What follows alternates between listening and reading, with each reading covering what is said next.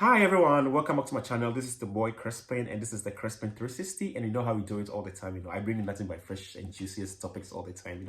It's another beautiful episode of Hey Crispin 360, and today's topic is more very personal, and I would like you to get to know what is actually involved in the world. Okay, so if you're glued to my channel and you really want to know what I have in stock for you guys today, don't go anywhere. Crispin got you covered.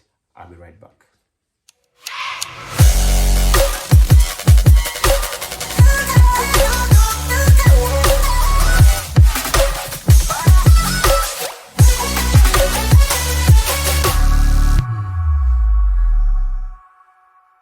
If in case you're new to my channel, this is the Crispin 360, and my name is Crispin as usual. And to my right, I have Suleya or yes. Leia. Okay, Suleya Oleya. All right, so today it's gonna be about Suleya Oleya with Crispin. Okay, I'm a Crispin Godwin. So, are you ready? Fasten your seatbelts, and we're gonna start right into it. Okay, so Suleya, yes. Welcome back to the channel. Thank you. And how have you been?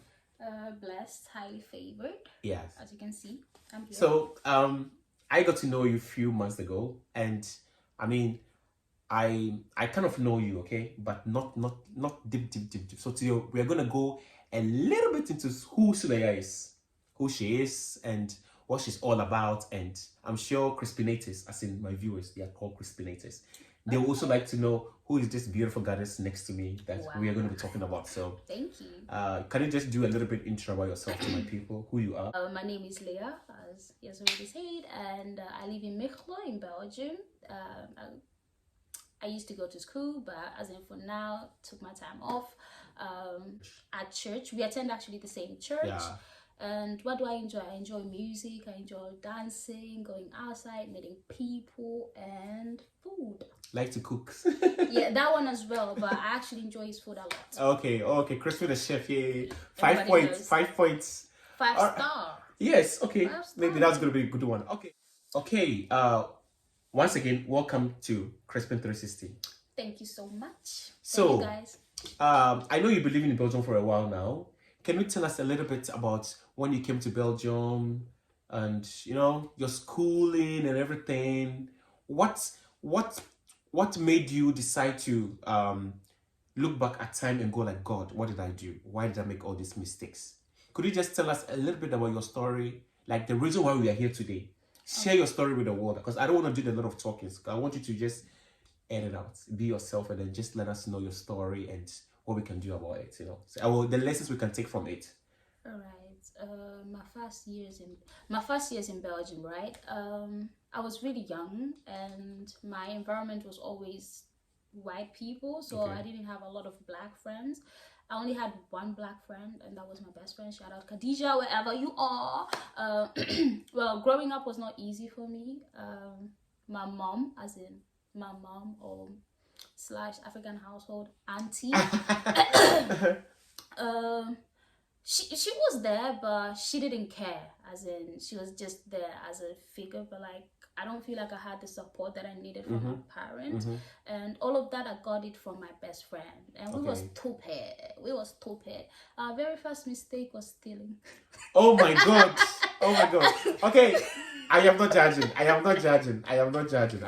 I'm gonna go into details why. Yes. So we used to stay in this asylum house, yeah, and they would give you like 60 euros per week. And my mom had a kid back home, and she had this thing like, Suleya, please, you're in Europe, you have food, you have a roof, so you don't have to stress about clothes. But then when we went to school, I would see these kids with like clothes and all these other things, and then as a kid, I'm like, I'm missing this, I know, right? So my best friend was like, oh yeah, don't worry. And the funny thing, she went on internet and she googled it up, like, how can we steal stuff? You say you didn't go. Sorry. And we learned that you need to cut the thing up and all the extra, but all right, the first days they were going very good, so it's like, okay, it's working for us. But I remember this one day, it was we skipped school. We were like, okay, you know what, this is the last day, we don't have to go to school, let us go to Mechelen, because we lived in Herstedtenberg. And we went. Funny thing, she got caught. My best friend got caught, and uncle was like, I'm not staying, we don't have papers in Belgium, and they had to call the police. And I was like, best friend, I didn't even say anything. I ran away. And I called her mom like, yeah, Khadijah's it fast. Khadijah's it fast. It's like, moet jullie niet op school zijn? It's like, we zijn niet op school. We ain't Mechelen. And I had to go and pick her up at the police station. Damn. So yeah. I mean, my question is, I mean, why did you tend to steal it? I needed clothes. Yeah, but I mean, I don't know which shop is this, but don't mention the shop for viewers. Yeah, but how is it possible? Because there's cameras all over, you know. I mean, we have all been to shops in Belgium. She knew what she was doing. No, it's actually very easy for people to steal, you know. I didn't know it was that easy, but like you can go in a shop and shoplift. Yeah. Okay. I didn't know this. Okay, it's quite interesting and new to me. Like it's a foreign material to me actually. So I mean, were you being under an influence or something, or you just decided that I just want to steal for my own sanity, or you were just under the influence of something? No, you know, the thing is, I didn't even have clothes. Okay. During winter time. Okay. And my best friend was this type of person. She used to provide for me like food, her clothes, and all these other things. But it came to a point where she took that role of her mother. But like then she couldn't afford those things, so she had to go and steal for me. Actually, she's the one that was stealing for me. But it came to a point where she was like, "Oh yeah, you will need. It's not your turn. It's not your turn. You need to learn." And then actually, the first time that I tried to do that is the first time that we got caught. Oh my god! But we were the two of us passing by, and then she was the one like, "Oh yeah, you have to stop." And I was like, "Sister, I'm not stopping. You stop me, I'm going." And she always told me, Suleya, if anything happens, because she plays basket, so she can run. She can run. She can run for the world, you know. Run. And I was fat. I used to be like 90 kilos back in the days. OMG. Yeah. You still look good now, so I mean. I used to be obese. So yeah, she was like, Suleya, if anything happens, look, like, kijk niet achter jou, run. So that's exactly what I did. But my friend got caught. And yeah, after that situation, that was actually my very first time. Oh my god! I mean, I like how you're being open and very honest about this. It's obviously it's your past life, you know, and I'm sure you have regretted it now. Okay, all right. So like, let's just move it forward. After that incident, what happened to your education? After that, my mom was like, the relationship needs to end, and there is where everything went left for me. What do you mean by when you say left? Because I didn't have friends. I could not relate to these white kids. Okay. And our environment test of America was like white people. And they actually changed us. I mean, they changed our school. I had to go to Sui. And she was left at that same school. So for me, it was like all new. I remember that was the year that I was like, you know what? I'm just going to create like a personality of myself. And I had this social media lifestyle that I'm always home and I have a lot of people watching me, as in Snapchat, Insta, and all Facebook. You were the it girl. The it girl, but like people didn't know my life. Okay. So I was always home. I would dance. I would, in my country, they whine a lot. Yeah. And I've grown up like seeing my sisters say, Suleya, dance, and they'll give, in birthday parties. Wind it up. They'll give us like that money. So I used to do this thing in my home and all this other thing. So I disconnected myself.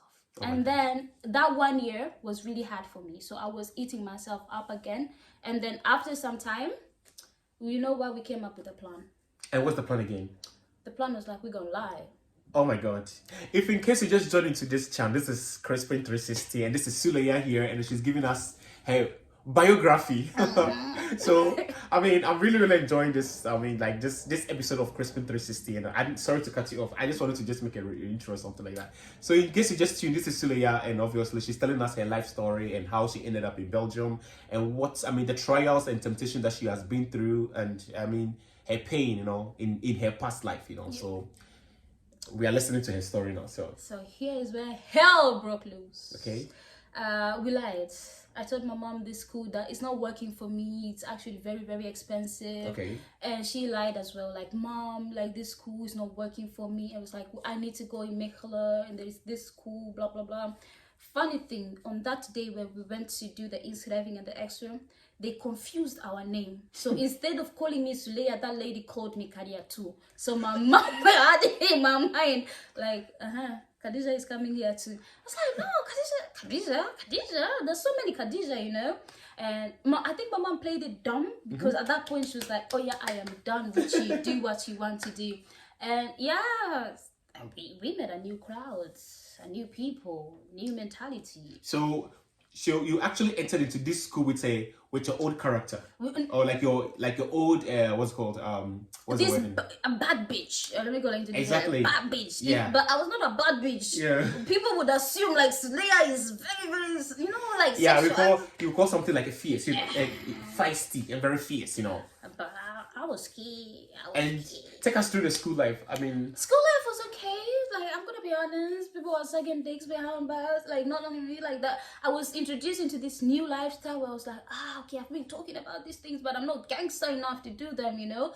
But it came to a point where I made a lot of mistakes, like went into not proper relationship as in having sex and all the other things, but I did some stuff where now I'm looking back like, oh, bro, that was nah. no, I'm actually interested in that type, in that side of it. Can we just like spill the tea for us? Like, what are some of the things? Because listen, somebody's watching us right now is going through what you went through. I understand, and I always say this because you have a purpose in life. You know, Yes. everybody has a purpose in life. So it couldn't have gone bad. I mean, today you are here. You are a Yeah. testimony of whatever you went through. Could you like to share with us some of your dark sides or what you went through? Because you are not a chained person. You understand, and you are more like a cleaned. You were the victim. And you were able to come out from the victim. So you are now trying to educate the ones who are coming in or the people who are already in and they are trying to come out. Yeah. You understand? Let us be honest. Let us just talk about sex in general. Okay. Because that was a new world for me. All right. Not as a new. Okay, we're not gonna go deep into this thing, but when we have time, we're gonna talk about it. Growing up back home.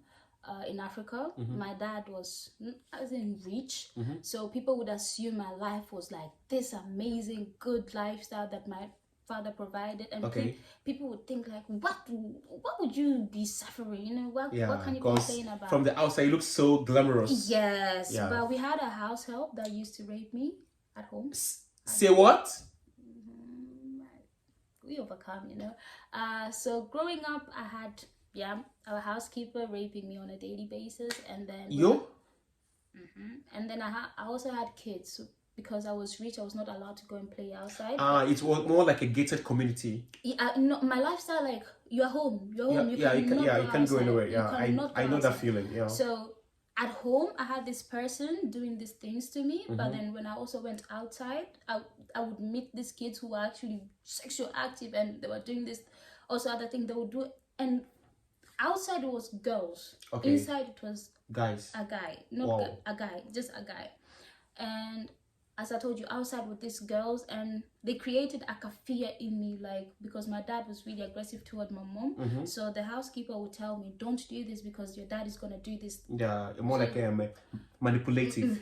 And I really loved my dad, so for me, I was always quiet, and my dad was alcoholic. I'm gonna be honest about it. So when he came home, and I was the only one that could calm him down. So Yeah, there was chaos in the house, but I'm not gonna tell him. I don't want to piss him off. He's already like, as a kid, I used to cry because of my dad. Yeah.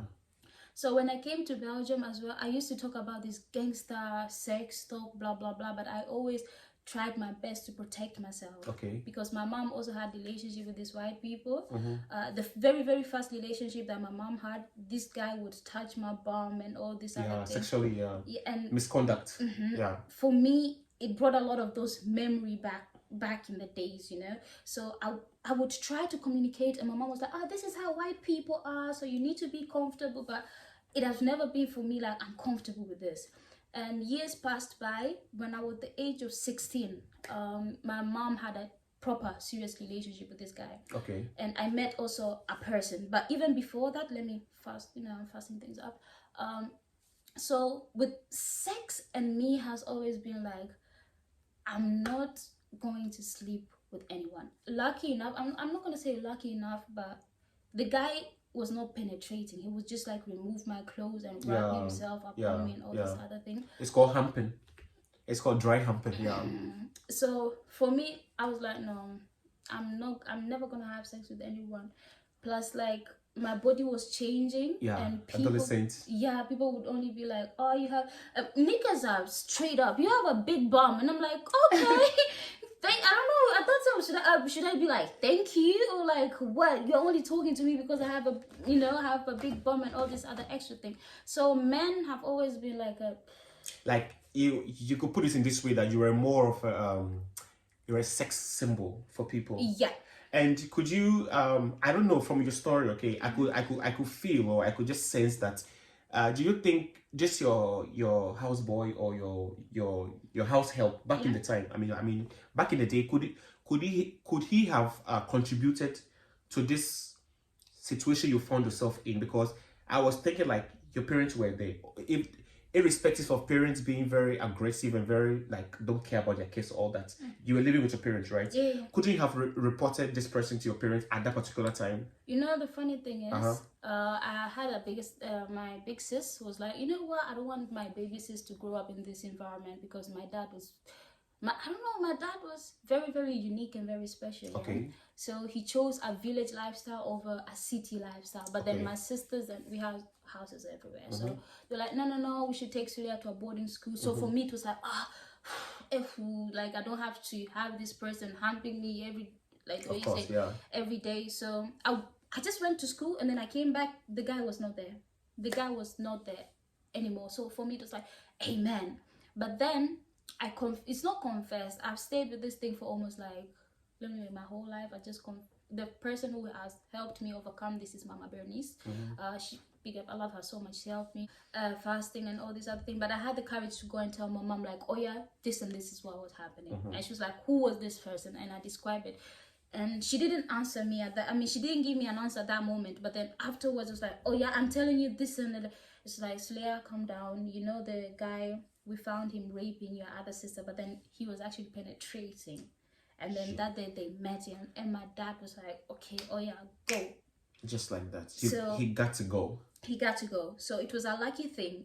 It was not through me that they knew he was doing that. It was through someone else. So from what I'm gathering, from what you're saying, it could, so sometimes because of where we come from in Africa, prejudice, and the shameful, what's it called? Is it shameful act? People don't like to talk about these things. Like, Africans don't like to talk about sex. It's a taboo. But the thing is, we live by sex, we eat sex, we sleep with sex. You understand? But Africans don't like to talk about sex.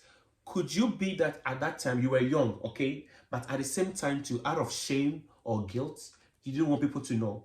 Because I'm just assuming that if it's happened in the household, like indoor, and you go out there and girls are also trying to flirt with you, understand?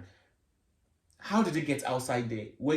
Did you take yourself out there, or somebody, like, I don't know, how did the outside thing happen? Because if something happens in the house, it stays in the house, right? Yeah. So how did it, or were you at a point where you very interested that, okay, now that I've experienced this sexual act or misconduct, I want to go out there and then experience more with the outside world? Was it just like curiosity? You wanted to experiment, like, No. One thing that I've done my research, and I went back home last year, and I have, I'm this type of person. I will sit back and try to study the environment.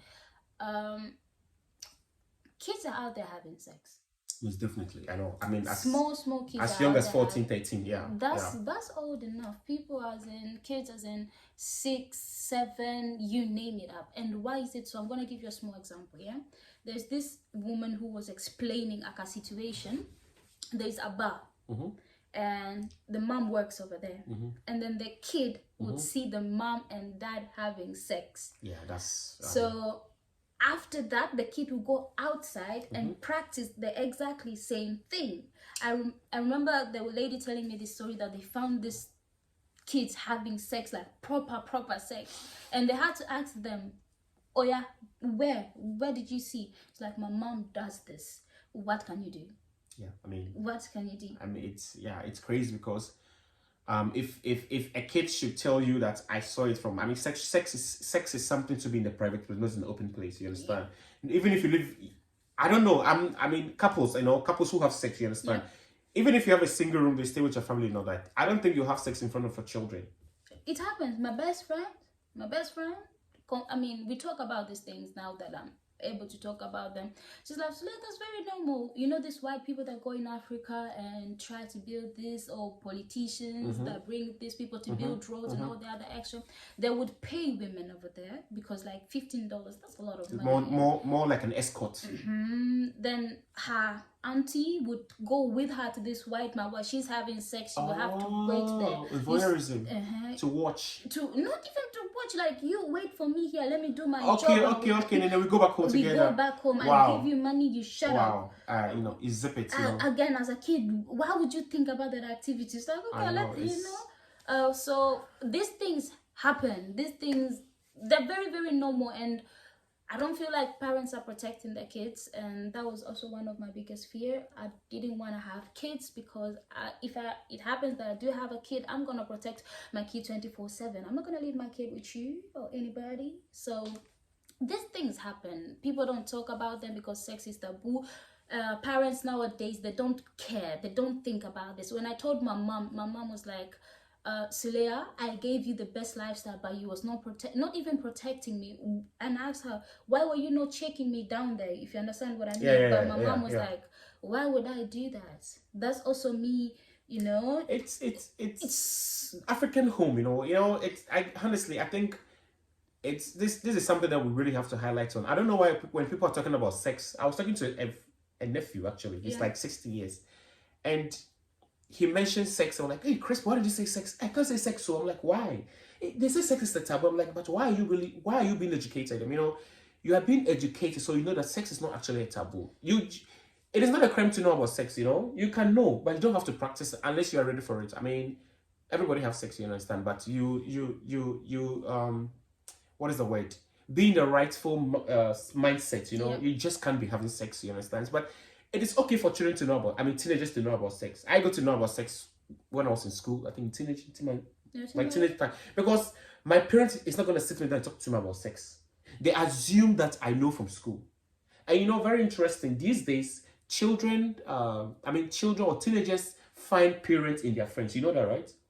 Yeah. Yes. Because there are some things that they want to know, but like they will never find out. But when they go to their friends know. They will tell them. They will tell them. Let me tell you, a funny story now that you're talking about that time.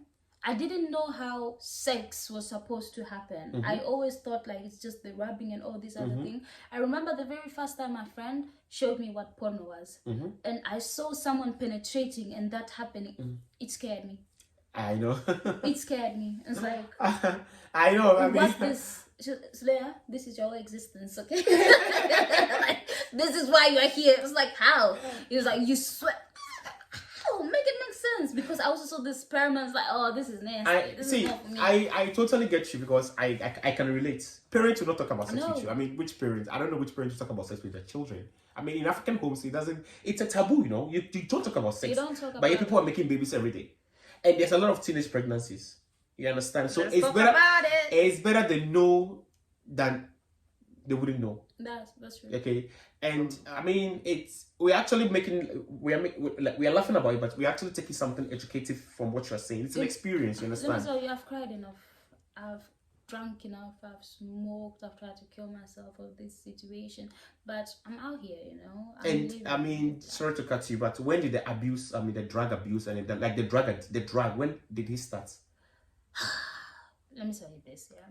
I used to cry before I was introduced to drugs and alcohol. I used to just cry, and I'm this type of person. I like to write a lot because my dad used to have like a bibliothèque, and our household was always like reading newspaper, reading books, and all these other things. So back when I was still a teenager, I would take like my diary, just pen it down and cry. People didn't understand why I always crying. So I'm like, my life is bitter. It's just like that. But then, summer 16.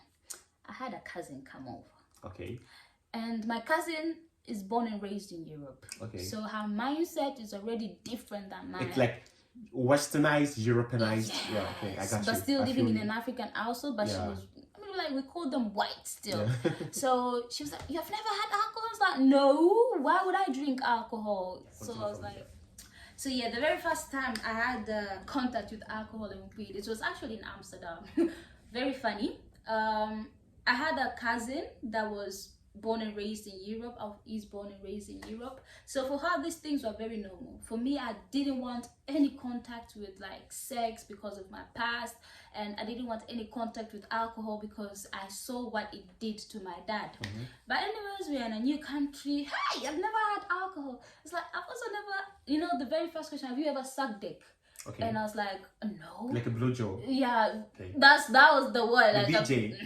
I was like, why would I do that? Like, what? That's disgusting. That's very, very disgusting.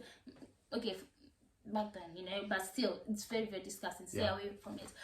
What did I say? Stay away from it. Anyways, I'm listening. I'm listening. I'm listening to you. So for me, I was like, okay, no, it's not for me. But then, so like Summer 16, if you understand, that was like Drake, everything was control, the music and all the extra. It's like, you know what, I might as well live my best life, make new friends and have experiences. She's like, okay, I'm in Belgium because she lives in UK. I'm in Belgium, we have to go to Amsterdam. And I was like, why would we have to go to Amsterdam? She's like, they got weed. It's like bangi. In Africa, we call it bangi. And my brother, ganja planta. But my dad used to insult my brother like, you smoke weed, So for me, like, you want me to smoke weed? You are crazy. But anyways, we went and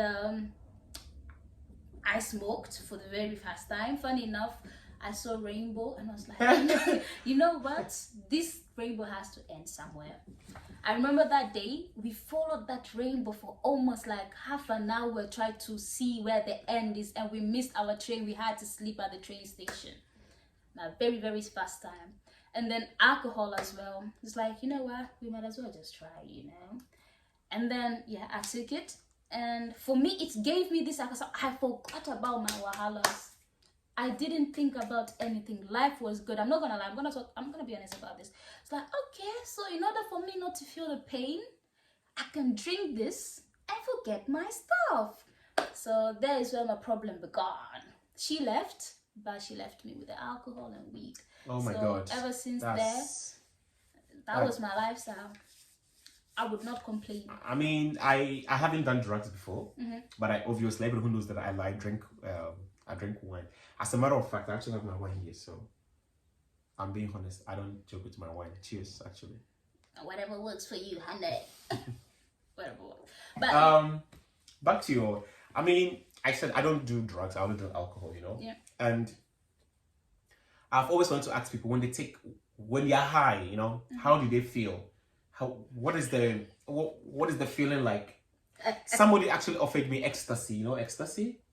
Ecstasy. I've heard it. Yes. Is it pills? It's a pill, actually. Yeah. Oh, girl, I've been in rehab. Oh, People out there be taking. So somebody offered me ecstasy. I think at the party, But there is one thing about I look very fierce and very feisty. But one thing I don't do is drugs. And I always hear people saying that drugs is very relative. What A can take and will behave, if you take it, you might be calm or you might be more than A. So I always assume that I'm going to be the worst person if I should take drug. You understand? Because already, naturally, I'm very super hyper energetic guy. You understand? Not only drugs, with alcohol as well. Yo. You will have people. I'm gonna say, because I was alcoholic. Me, anything that can give me the alcohol high, give it to me. But then I was drinking with people that they were just drinking to enjoy. Me, I was drinking with my pain. So for them, to just cast away your sorrows. So they would also not understand the action that would come afterwards. I would very aggressive. Don't talk to me. I don't like you. Okay, I like you. Give me a kiss. Let's kiss. You understand? Yeah, it was just like. So there's this like a thing, why are you doing it? If you understand what I mean, are you doing it because you're trying to hide something, or are you actually doing this because you actually enjoy doing this? Like the way people would just take a cigarette to smoke because they're used to smoke, or somebody will take a cigarette to smoke because to release the stress. Same with drugs. With me, with weed, I don't know. When I used to smoke, there's this like a thing, I would sleep. That was number one. I just want to sleep so that the day can, pass by. Okay. And I realized I was addicted when I was like, okay, anytime the high would come down, roll. Just roll. The Macmania, roll, let me smoke. You have been through a lot. Yeah. But when I was up, let me tell you, weed can make you think, man. I used to think I can make money. I can multiply, you know? I mean, when you are high, you think the whole world is behind, like you are above. You can achieve, you can make it in life. Oh There my is a God. weed slow your mind. It slows your mind, and you think you are Bill Gates sometimes, or you think you can Bezos. fly. You know, there's this. Let me tell you, don't try drugs. Don't do it. I wouldn't. Don't do it. Like anyone, if you're doing weed, I know it's fun, or it can give you this. When you smoke and have sex, there's this. I can think that it adds up. Or whatever, okay, it's good and fun, but apart from that, you can never, you will not enjoy sex again without having that thing over there, if you understand what I mean. Because in my relationship, I was like, okay, always, in order for me to have sex with my partner, let me smoke first To get hyped. not even to get hyped, because of my past, and I cannot sleep. So you take that to just cover? It's like cover Sheldon. Yeah, because Okay. it's like, I it's understand. not working. In your rightful mind, you can't do it unless without the help of that abuse. If I do it, I would, you know, there's this thing in my mind, like it's blocking. Okay. So be very, very careful. Why are you smoking? You know, if you understand what I mean. If you keep on having, you know, this thing, I need to smoke first before I have sex, just know there's something very, very wrong with you, and you need to work on that, because it's gonna be hard for you as a woman just to enjoy sex without having the weed over there. Wow. So just let me tell you, it's very also demonic. It is witchcraft. If you are a Christian and you want to know more about this, you can always holler at me. I have my notes, but I don't have them over here. But in case you're interested, I'm always there to help you, because it took a lot from me. I didn't do it by myself. I'm gonna be honest with you. I used to come at church some days on proper high. Life is hard on me. Thank you to Mama Bernice. She took that extra step to be a mother, you know, and walk with Queen me Bee. through. And now I've been sober ever since, and I'm enjoying life. My skin is glowing. And you're more nourished now. So I mean, my what was the turning point? At what stage or at what point did you realize that, girl, Suleya, I really have to stop this? What really changed? What was the turning point in your life? I was actually mad at God. Okay. It was like, God, why did you take the alcohol away, but you left the weed with me? But again, you know, God works in Mysterious way. If He did everything At once. I used to have suicide thoughts, and I've tried to kill myself multiple times. And commit suicide. Yep. I remember this was a turning point for me. I went to the train station and I threw myself in. I had someone to come and pick me up, and police were there, and I had to go to hospital. But I was used to this lifestyle. I'm always in hospital. Like, we have therapists and talking to me in a room full with walls. So at some point it's like, okay, this is my lifestyle, but I want to be free, but it's not working for me. And I had a relationship where I was trying my best, my very, very best. It's like, okay, but I was raising a man at the same time, because I also had this thing, I'm never gonna lose my virginity. It happened, I lost it. And I was like, okay, you for life. Whether you like it or no. But then I was not ready, and I didn't know what a relationship, you know, needs, wants, and some things you need to leave them behind. For me, I was forcing this person to be a man, and he was not ready to be a man. And with my past, and I was in denial. I didn't want to think I had some failures in my life. I always like, okay, that's behind me. Let us focus. And my therapist used to tell me this, Leah, let us deal about the past. I was like, no. Come, don't walk up. The turning point was when I was like, okay, I'm going to deal with my past. Okay. And I used to pray a lot about this, and God would lead me to this person that I'm with. Then I was like, why her? Why her? I'm not going to talk to God, calm down. You know, you ask God something and God tells you, but you're like, God, you are wrong. Sometimes. It cannot be. You challenge God, But then it was not working for me. I was trying to fast, and I would do 2 days, the third day something will happen. Or sometimes I would have these things in my mind. Actually, they're real life demons, because when you smoke, if you know Hindu people, whatever, they use the weed thing to call up spirits and all the extra things. So I was living with demons, and I would actually feel it sometimes, like, oh yeah, someone is watching over me. Sometimes you feel that energy, you know. Someone is watching over me. And then I live by myself. But before that, I was helping my ex to find an apartment. We were not having sex because, when I gave my life to God, I was like, oh yeah, sex. And the trauma was like, me and sex, no, thank you. And I was also having people at my place because I love helping people. Yeah, I'll be honest. obviously. I Yeah. was helping his family to have a house, but before they had a house, they would stay at my place, like a transit and all these other things. So I was always surrounded by people. So I was not dealing with my problem. I was helping other people problem. Yeah. So I was skipping my own problem. But the reality clicked in when he had his apartment. The other guy also had his apartment, and my small sister, bless her soul, Zukaya, found her place, and it was like, okay, now I'm alone. So, well, and what did you do with these friends that you think at that moment in your life they were not the right people? You know, sometimes, see, we all have these friends that you think, nah, this friend is not right for my energy. It's not matching up, or he or she is not matching up to my energy. Let me tell you, it was the very first. Let me tell you, God is God. Yeah. The very first week, days, I was like, Jesus, I tried to kill myself. And before that, I went to Germany. And I was drunk. Do you know drunk? Wasted. Police. I ended up in the hospital. Proper slaps. Proper slap. Let me tell you, police are not gentle at all. No, especially if you're under influence. My guy, I ended up in hospital, and then they took me to a place. They were like, we need to call your mom because you're underage. You need to call who? Which My mom. in Africa? Your mom. My mom. To tell her what?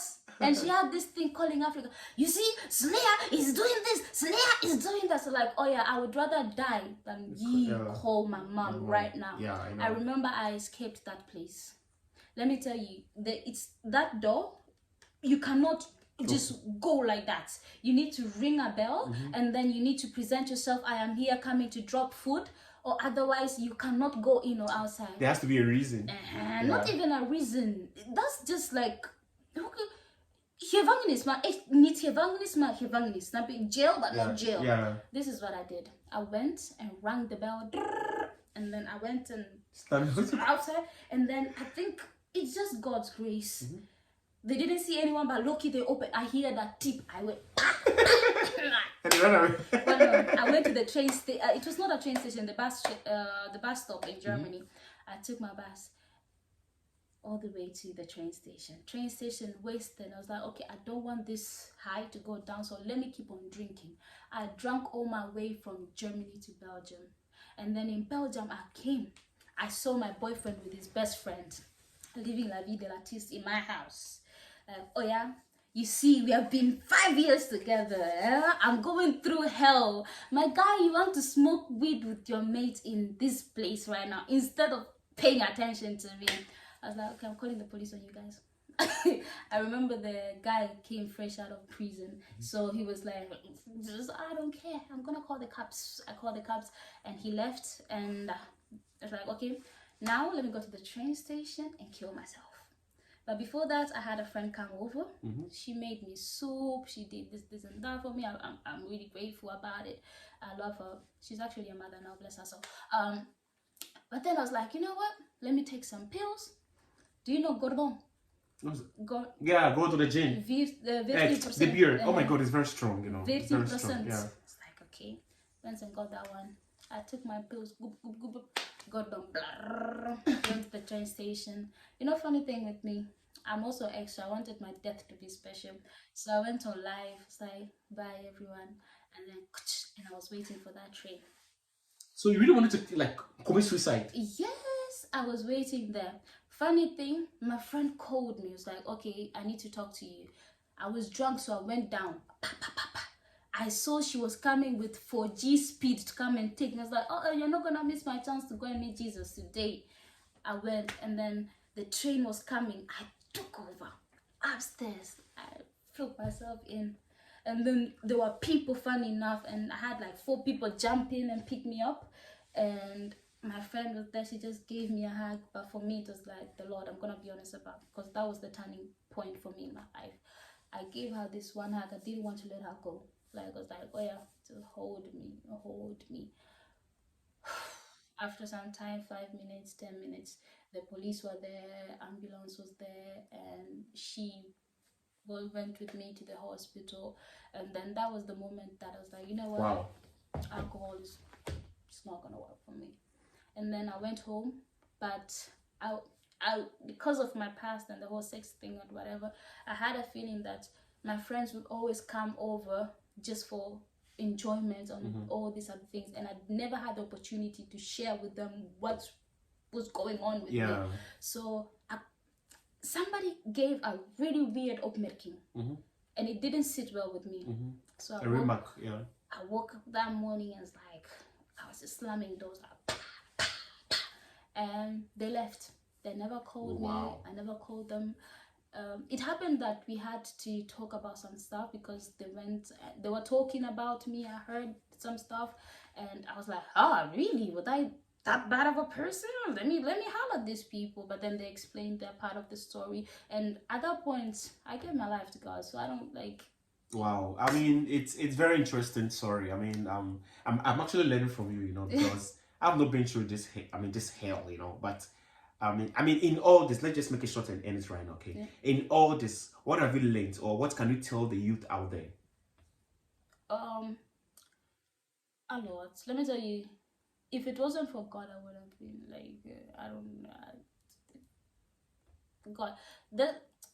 People don't understand my relationship with Christ, and I don't try to force people to understand who God is, because everybody has their own timing. I have family members who they say they believe in God, but they don't have this relationship with God. Having a personal relationship with God has helped me a lot, like staying away from drugs, healing from my past. Now that I can talk about it without even drugging, it took a lot. I'm not gonna lie, a lot. And people would, I still wind my waist. I enjoy doing some. I mean, not fornicating or anything of that nature. But I mean, you're young also, so that one as well. But that should not be an excuse for me to do some stuff that are not correct in the eyes of God. But if you have a personal relationship with God, He's gonna shape you and make you the person that He wants you to be. Because I was trying to live a lifestyle that God didn't want me to live. And another thing, you have enemies, whether you like it or not. Maybe not real life enemies, but Satan is already your enemy. Just know that he doesn't want the best for you. So be very, very careful. And not everyone around you is meant to be there. Yeah, that's true. Like me, I cut a lot of my friends away, because when I see that, when I get to a certain stage in my life and I see that this person is not going to help me, I just... And another thing, I just enjoy talking to people, meeting new people, and it's not like I don't talk to ninjas. You talk to me, I talk to you. You buy me food, I entertain the conversation. And I mean, thank you for joining me today and sharing your story with the Crispinators. And how did you get to the church, the NGC? How did you join the family? Oh no. I want to know that story. I'm just curious in that story. Let me tell you. I don't know why I love Pastor Tony so much and Mama. Do you know like the story of like the son that did his thing, went and came? Prodigal. That was me. Let me tell you, this man was like, I don't care. I will pick you up. You need anything, you would give me money and do all this. Yeah, Papa. He would do that, and then I would go like, God, I don't have Papa. He's one in the million, so he's one in the million. I remember he used to come and pick me up. I'm wasted, I'm drunk, and I know he knows the smell of alcohol. Yeah, Papa. But he knew what I was doing. Shout out to Papa One. So I feel he was like, geez, he would just go back home and pray over me. Yeah, you know? Papa. Yeah. He never gave up on me. And big up Luna. Luna is a faithful. Do you know this is? Yeah, I know. She is very, very. She was. I don't know. You know churches, yeah.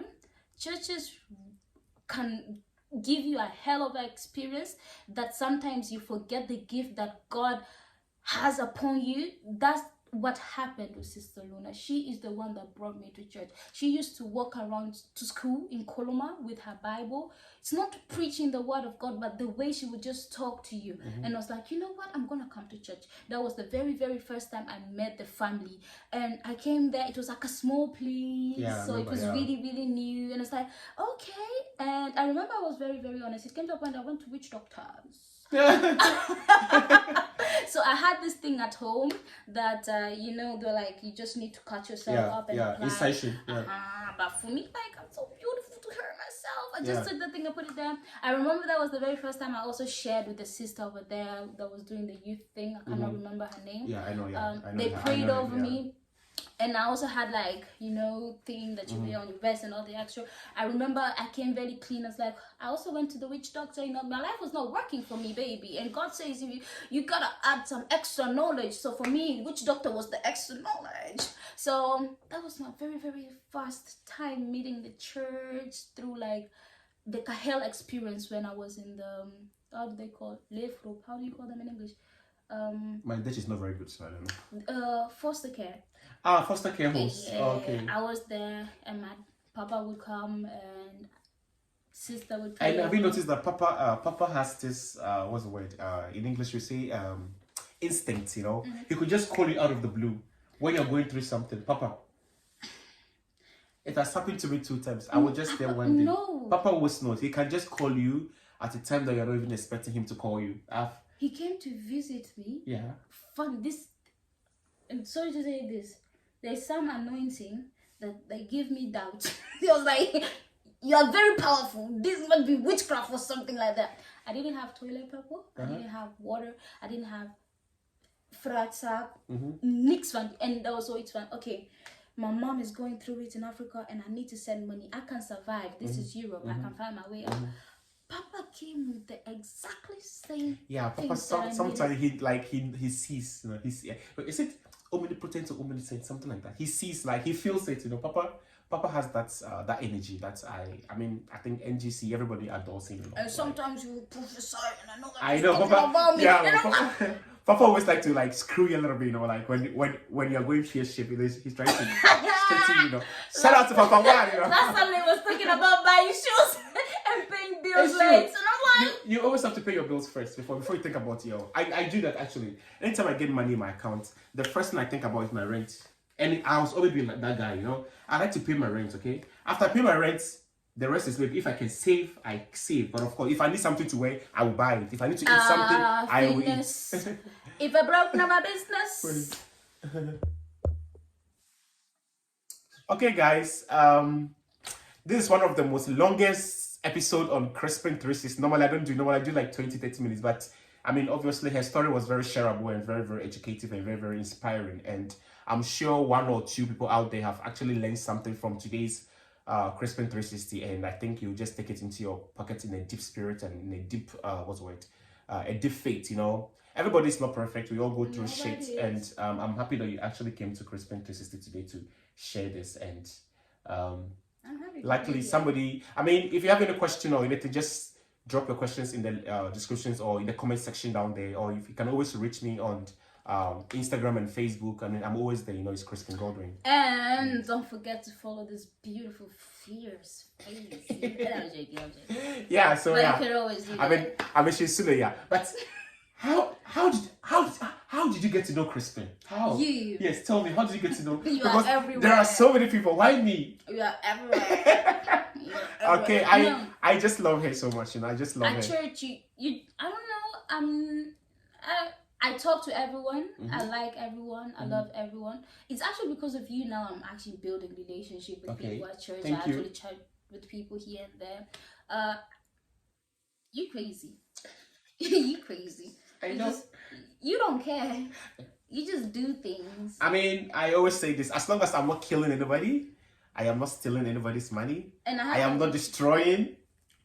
I'm good to And go. I did my research as well. I stalked you, you know. I had opportunity to go through your vlogs and see what you liked. Some things interested me. It's like, okay, you're actually a free spirit. No, the free spirit is actually about you. Are just open. It's like, okay, I want to be open as well. So like, yeah, I love you. All right, guys. I mean, this is the end of our vlog for today. And of course, if you're new to my channel, please don't forget to subscribe, like, and share. And guys, share. Okay, and leave your opinions, because sometimes your opinions really matters. You know, No, it's not they just will your hurt my edges. feelings. It's not just your edges that matters, but your opinions also matters. Okay, so shout out to NGC members and everybody. You know, I Have a love you beautiful guys. day. And until my next episode of Crispin 360, we are out of here. Bye. Bye.